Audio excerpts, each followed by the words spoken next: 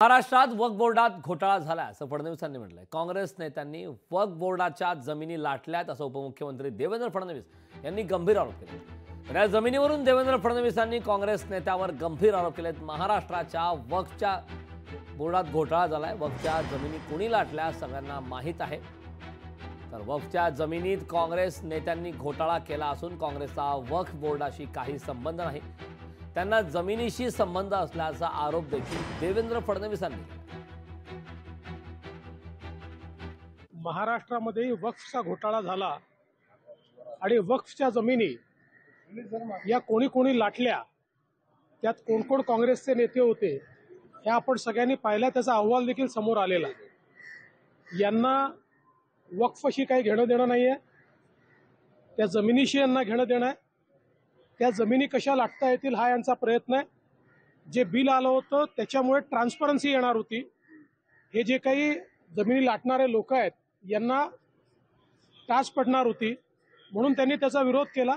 पण ठीक आहे, आता ते बिल समितीकडे आहे, त्याच्यावर योग्य तो निर्णय होईल। फडणवीस साहेब दरवेळेला नवा मुद्दा काढतात आणि चर्चेची हूल उडवून देतात।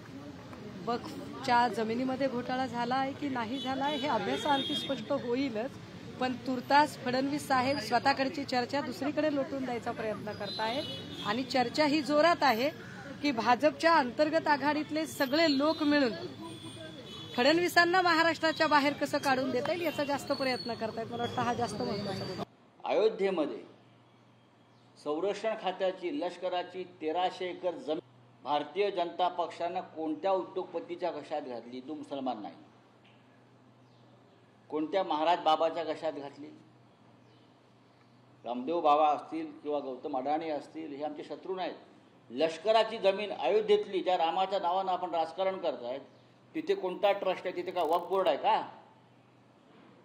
अयोध्येमध्ये काय तो राम न्यास आहे ना यांनी बनवलेला, ही 1300 एकर जमीन लष्कराची यांच्या घशात घालता हा लँड जिहाद। वक्फ बोर्डाचा दिल्लीतला प्रश्न आहे, त्याचा अभ्यास केलेला नाही, राष्ट्रीय पातळीवर त्याचा निर्णय घेतला जाईल। वक्फ बोर्डाचा दिल्लीतला प्रश्न आहे, त्याचा अभ्यास केलेला नाही, राष्ट्रीय पातळीवर त्याचा निर्णय घेतला जाईल। लोकशाही मराठी ऐका, पहा, जागरूक रहा।